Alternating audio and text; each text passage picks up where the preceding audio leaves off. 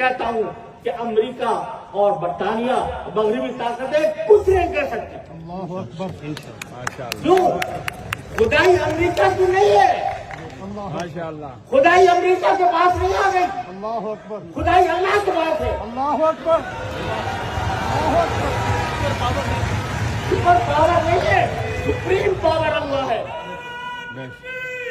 لہٰذا اگر ہم ایک مرتبہ اس بات کا فیصلہ کر لیں کہ پیٹ پر پتھر مارنے پڑے تو ماریں گے. اگر ہمیں جبہہ کشی کے اقدامات کرنے پڑے تو کریں گے.